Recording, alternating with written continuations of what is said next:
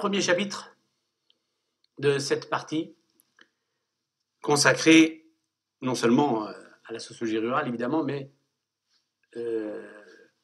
beaucoup plus à la dimension agricole de la ruralité. Ce chapitre s'intitule effectivement « Approche socio-historique de la paysannerie ». Il s'agit pour moi d'évoquer quelques éléments d'une socio-histoire de la paysannerie française. Pourquoi ? Eh bien, il me semble que, d'une manière générale, on ne peut absolument rien comprendre de la situation présente, de la société, du fonctionnement de la société contemporaine, sans avoir un certain nombre d'éléments de compréhension, d'éléments de sens qui nous viennent, qui proviennent de l'histoire. Il s'agit donc maintenant d'évoquer la genèse, justement, de cette organisation progressivement, donc organisation du monde agricole, organisation de la paysannerie française. Mais je ne vais pas faire un retour à une date très éloignée, 5000 ans avant notre ère, par exemple, mais je vais plutôt prendre une date symbolique, la nuit du 4 août 1789, le serment du jeu de paume, et donc ce qui a trait à l'abolition donc des privilèges lors de la Révolution française. Alors, à la veille de la Révolution française, quelle était la situation en France pour la paysannerie ? Je dois dire d'abord que les paysans, très globalement, sont libres. Même s'il reste encore, ça et là, en Franche-Comté en particulier, dans le Nivernais, 1 million de serfs. Serfs, donc même racine, même étymologie que servage, évidemment, et esclavage. Il reste 1 million de serfs, en Franche-Comté notamment et dans le Nivernais, mais depuis longtemps, plus globalement, les paysans sont libres. Mais si les paysans sont libres, ils ne constituent pas, loin s'en faut, une population homogène. Je voudrais vous proposer une sorte d'essai de typologie sociologique qui va être l'occasion de distinguer 3 groupes de travailleurs de la terre peu de temps avant la Révolution française de 1789. Premier groupe, les paysans sans terre. Ce sont en fait des manœuvriers qui se louent à la journée dans des exploitations plus grandes. Deuxième groupe, les paysans pauvres.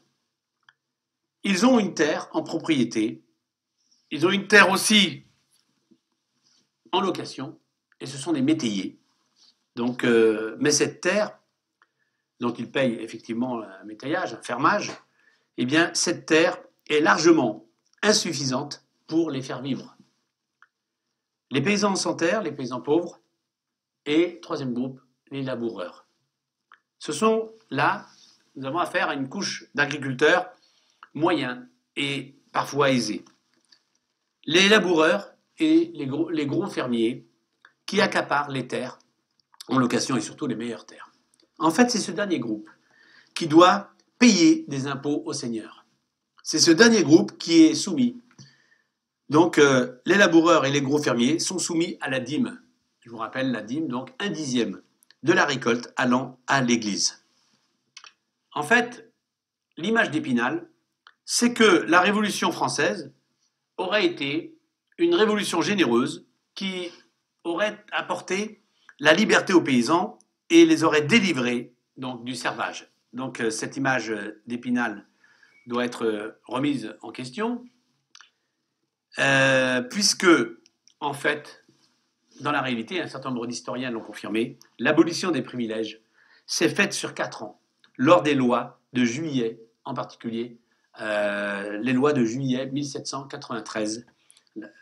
En fait, ce serait, pourrait-on dire, l'une des périodes les plus sombres de l'histoire de France, la période de la terreur, qui aurait aboli justement les privilèges, en tout cas, dont bénéficiaient les autres groupes sociaux que les travailleurs de la terre.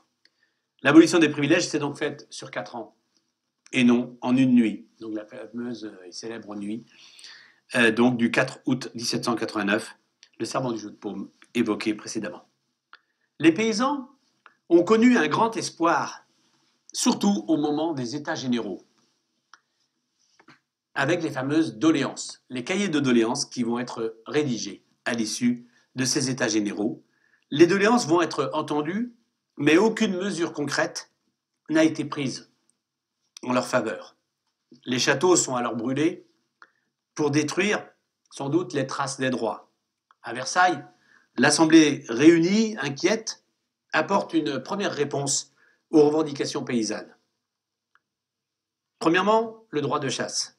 Et on le voit aujourd'hui avec le succès récent aux élections, à différentes élections, notamment locales, élections régionales, du groupe Chasse, Pêche, Nature.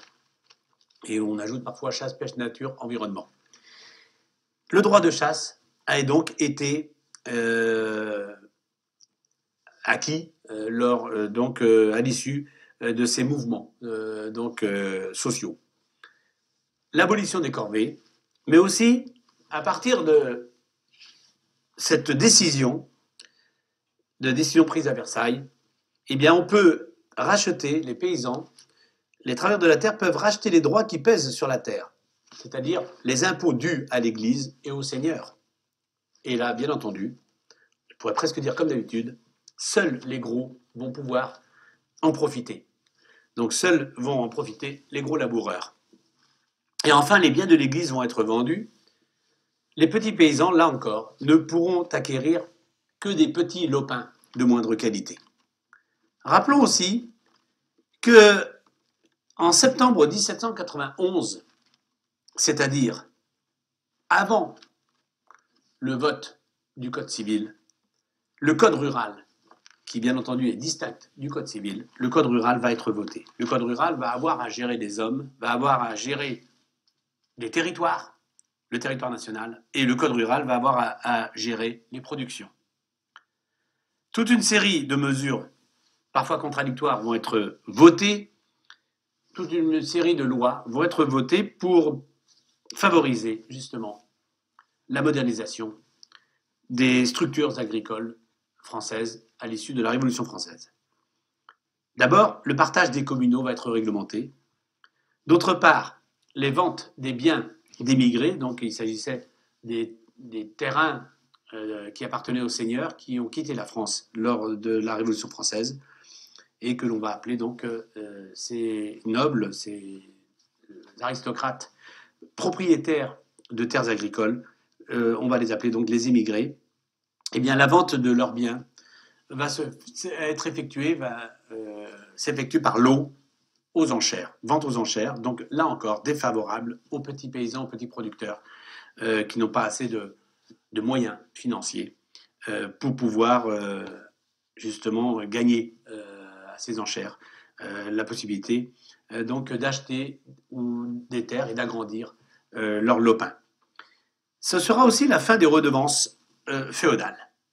Alors, en ce qui concerne très globalement cette époque, on peut insister sur le relatif maintien de la paix civile après toutes ces jacqueries, ces tentatives en tout cas de rébellion des paysans.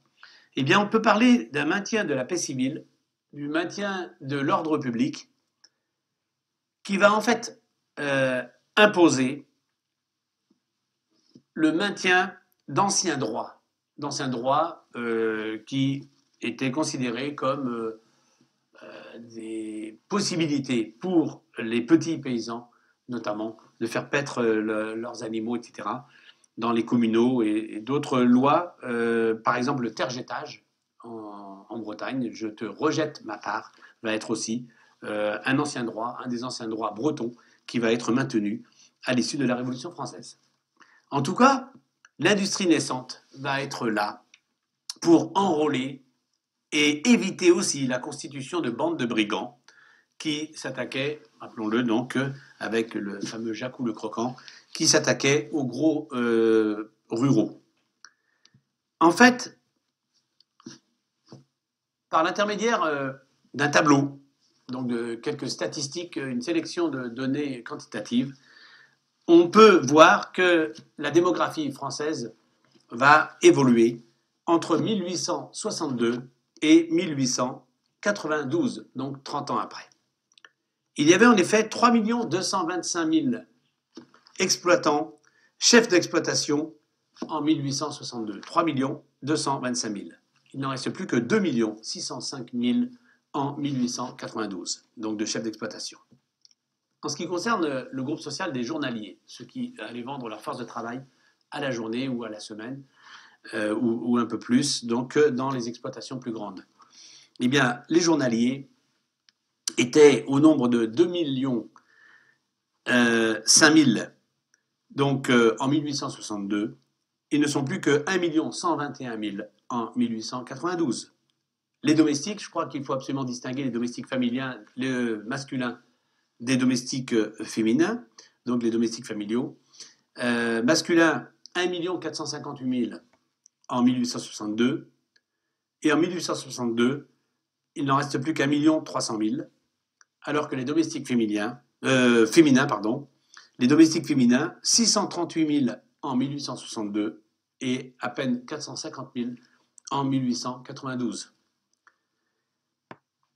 L'industrialisation est un concept important pour caractériser cette époque. Donc, la fin du XVIIIe siècle au XIXe siècle, à la fin du XIXe, puisqu'il n'y avait en 1862 que 10 850 semoirs, des semoirs, donc des outils, donc pour semer, comme son nom l'indique, pour le blé notamment.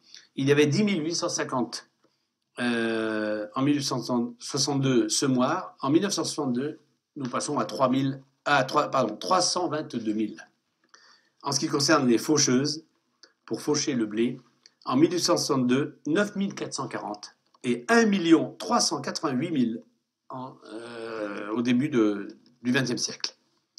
Avec l'industrialisation, le concept de paysannerie renvoie ainsi de plus en plus à la petite exploitation familiale. Petite exploitation familiale qui produit l'essentiel de son alimentation. L'insertion de l'exploitation dans l'économie marchande ne va débuter que vers la fin du XIXe siècle. Rien à voir donc avec l'artisan qui, lui, vend toute sa production pour acheter sa nourriture. En fait, comme le rapport de Louis Villermé, qui était médecin à la fin donc, du XIXe siècle, dans les années 1880, dans le rapport Louis Villermé, cité dans de nombreux ouvrages de sociologie rurale, eh bien, on voit bien que les conditions de vie en France sont difficiles pour un très grand nombre de gens, et pas uniquement pour les travailleurs de la terre. Quelques éléments pour évoquer le droit. Le travail des enfants est interdit jusqu'à 8 ans et limité à 8 heures par jour pour les enfants de 8 à 12 ans. Les femmes travaillent aussi, et cela permet notamment de maintenir des salaires très bas. La productivité est lente dans l'industrie et plus encore dans l'agriculture. Un travailleur agricole nourrit 1,25 citadins en 1845, il en nourrit 60 en 1980, 105 en 1990 et plus de 300 à partir des années 2010. En 1871, là, une date très très symbolique, très importante pour le mouvement ouvrier notamment. Je vous le rappelle donc, 1871, ce sera l'écrasement de la Commune de Paris, c'est-à-dire une défaite du mouvement ouvrier, pour reprendre le mot de Karl Marx. Oui, défaite, mais les organisations ouvrières, vont faire de très gros progrès, avec notamment l'Association internationale du travail ou l'Organisation internationale du travail, prélude à la mise en place d'un syndicat comme la Confédération générale du travail, donc la CGT en France. Et donc, les organisations ouvrières vont faire de très grands progrès, puisqu'en 1904, ce sera la limitation du travail à 10 heures par jour pour les moins de 18 ans. Et bien entendu, les fameuses lois de 1936, la loi du 20 juin 1936, concerne les congés payés, 15 jours de congés payés annuel payé à l'ouvrier, aux ouvriers. Et bien entendu, ces mesures de congés payés ne concerneront pas les travailleurs de la terre, les agriculteurs, donc les paysans. Et bien entendu aussi la loi du 21 juin 1936 concernant le travail, donc la durée hebdomadaire, donc de 40 heures de travail. Alors, entre 1892 et 1929, on a une baisse sensible, je dirais même très importante du fait de la saignée lors de la guerre 1914, de 1918, baisse de 21% de la population agricole. Mais en même temps, on a une hausse de 25 à 75% des productions animales.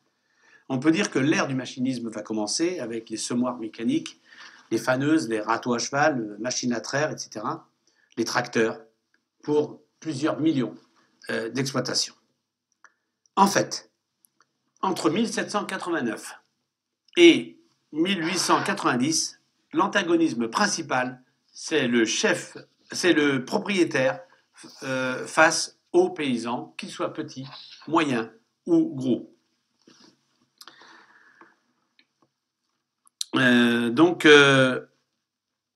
Après la guerre 1914-1918, bien entendu, beaucoup de très nombreux paysans vont mourir et disparaître.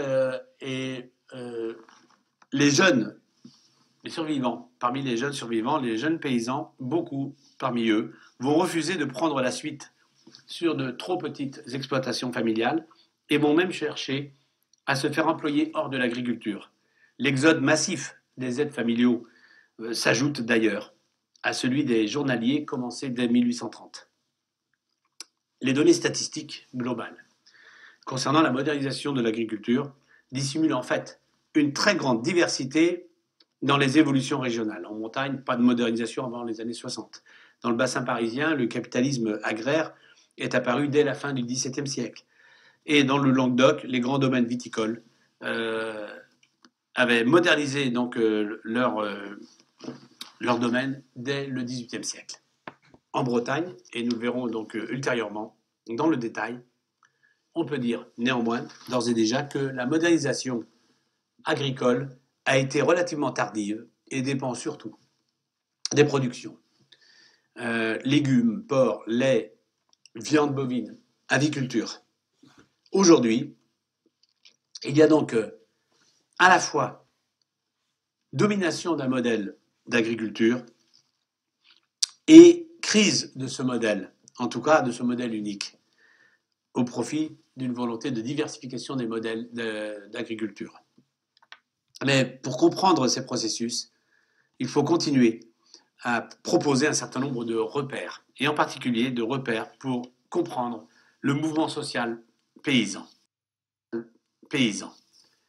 À cet égard, je voudrais évoquer une section, une sous-partie, à l'intérieur de ce chapitre, intitulé l'unité paysanne comme aspiration.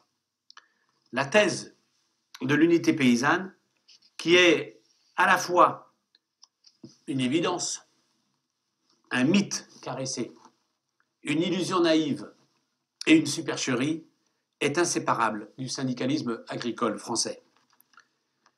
Tout dément cette unité. Dès son origine, en effet, le syndicalisme agricole est placé sous le signe des affrontements politiques droite-gauche. Et les périodes unitaires ne sont dues pour l'essentiel qu'à l'intervention d'un État autoritaire, celui de Vichy, entre 1940 et 1944. Historiquement, le syndicalisme est pluraliste, même si les dominants s'opposent à la législation des minoritaires. En France, les positions syndicales dominantes ont toujours été et restent politiquement de droite. La droite ayant beaucoup évolué sur les questions agricoles à travers le renouvellement de ses élites marquées par la pensée du christianisme social. Deux raisons principales expliquent la permanence de cet ancrage. Seule la droite en France a eu longtemps un projet de société pour les agriculteurs et l'agriculture, tandis que la gauche faisait confiance aux ouvriers à travers la notion de prolétariat pour faire la révolution. Les paysans ne sont qu'un appoint, à la différence, justement, des ouvriers qui sont au cœur du mouvement social. Deuxième raison de l'ancrage à droite de la paysannerie française, le syndicalisme paysan ne se veut pas un syndicalisme de salariés, mais de petits patrons indépendants, travaillant sur des propriétés privées. On se bornera donc aujourd'hui, en limitant notre exposé à l'essentiel, à la présentation d'une chronologie des alliances et des ruptures aussi, liées à l'histoire des idéologies et à l'évolution politique de la société française, en laissant volontairement de côté le mutualisme et le mouvement coopératif très liés au syndicalisme. Les éléments qui me semblent importants à rappeler concernent l'époque d'avant 1945, en fait avant 1939. Le 19e siècle se caractérise effectivement par une structuration, celle du monde agricole. À l'issue de l'échec du mouvement ouvrier, les syndicats ouvriers se sont organisés, mais il faut savoir que dans le prolongement de cette organisation du monde ouvrier, un certain nombre d'organisations ont été mises en place, ont été instituées pour gérer et aider, soutenir la modernisation agricole. Il s'agit, dans un premier temps, des sociétés d'agriculture aux mains de notables qui ont constitué en fait la matrice du syndicalisme agricole. Elles ont fait le lit des syndicats agricoles dont nombre de paysans sont issus de leur sein. En 1886, c'est la création de l'Union des sociétés des agriculteurs de France, contre laquelle les républicains vont opposer leurs propres organisations professionnelles agricoles épaulées par l'État depuis 1789 en fait. Le conflit, quel est-il? Eh bien, il s'agit de s'interroger, de se poser la question de qui va contrôler les paysans, et en particulier qui va contrôler leur vote. La rue d'Athènes, comme on dit classiquement dans le monde agricole, la rue de Varennes, c'est l'adresse donc du ministère de l'Agriculture aujourd'hui. La rue d'Athènes, c'est donc pour le syndicalisme conservateur, et le boulevard Saint-Germain pour le syndicalisme républicain. Chacune de ces grandes structures va agir du local au national à travers un réseau concurrent de syndicats, mutuelles, coopératives, caisses de crédit. À la fin du 19e siècle, la révolution industrielle va commencer à vider les campagnes. Le monde urbanisé apparaît comme l'adversaire principal détenteur du pouvoir politique et économique. Motif pour les paysans, pour les propriétaires fonciers, de se réunir en syndicats boutiques, assurant ainsi des services essentiels pour la fourniture des engrais, les assurances mutuelles, puis au sein d'organisations professionnelles agricoles. C'est ainsi que la Société des agriculteurs de France, très anti-républicaine, très conservatrice, s'est constituée à la rue d'Athènes. Et la Société nationale d'encouragement à l'agriculture, beaucoup plus républicaine, va être constituée, boulevard Saint-Germain. Ces organisations vont rester dominées par des notables de droite ou des notables de gauche. En Bretagne, par exemple, le syndicalisme conservateur catholique, représenté par l'Office de Landerneau, est contesté par un syndicalisme chrétien-démocrate inspiré par les prêtres influencés par le sillon de Marc Sangnier. À gauche, apparaît à la fin du XIXe siècle un syndicalisme de classe influencé par la CGT avec la syndicalisation des ouvriers agricoles et des petits paysans beaucoup plus laïques. En fait, ces divisions vont favoriser le rapprochement de la rue d'Athènes et du boulevard Saint-Germain, inquiet de la menace bolchevique. La concrétisation, ce sera la création en 1919 de la Confédération nationale des associations agricoles, la CNAA. Regroupée progressivement donc, dans des structures nationales, pyramidales encore une fois, les organisations professionnelles agricoles n'en conservent pas moins une structure fédérative, fédéraliste, très forte, et le régionalisme sera très marqué. Un des premiers mouvements d'auto-organisation des paysans, les comités de défense paysanne de Henri Dalluin, qui s'appelle en fait, qui se fera appeler Henri d'Orgère, va mobiliser les petits séduits par la violence et la simplicité des mots d'ordre, opposant ville-campagne, mais nous en reparlerons plus tard.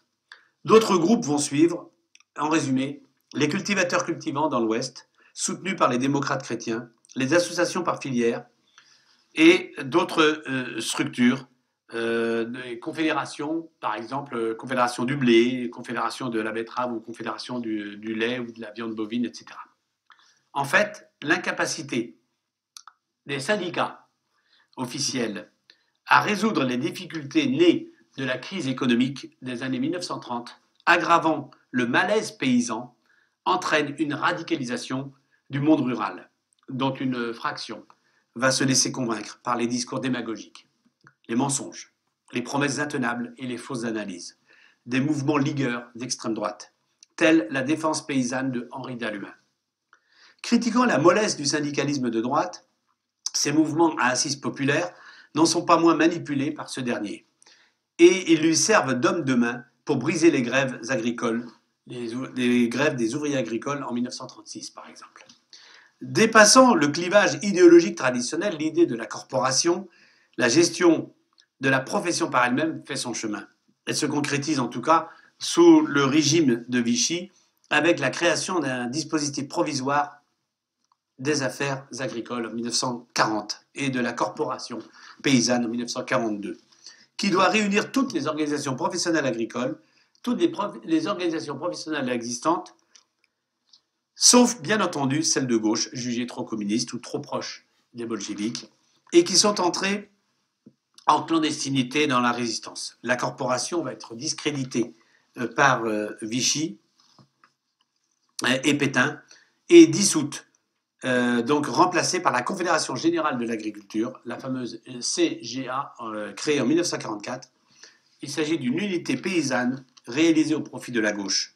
Ainsi l'espère le ministre de l'Agriculture socialiste. La CGA va donc intégrer la FNSEA, la mutualité, le crédit, les fédérations d'ouvriers, etc. La Confédération Générale des Paysans Travailleurs, à savoir les militants communistes des années 1930, ces militants communistes font plutôt une référence au mouvement ouvrier. Il existe aussi un mouvement qui va s'appeler la Confédération Nationale Paysanne, CNP, beaucoup plus proche des socialistes. En fait, sous le gouvernement de Vichy, ces organisations paysannes sont dissoutes. Après la libération, ces militants de gauche tiennent des postes importants. À la CGA, on aura donc René Blondel, qui va être le président de la FNSEA, qui va donc rappeler que la FNSEA est le syndicat, la fédération de syndicats de producteurs agricoles, donc la fédération la plus représentative au sein de la CGA. Et il va y avoir une stratégie à l'intérieur même de la CGA qui va être menée par la FNSEA. Je passe donc tout naturellement au deuxième point, au deuxième chapitre de cette partie, intitulé précisément « Les organisations professionnelles agricoles ».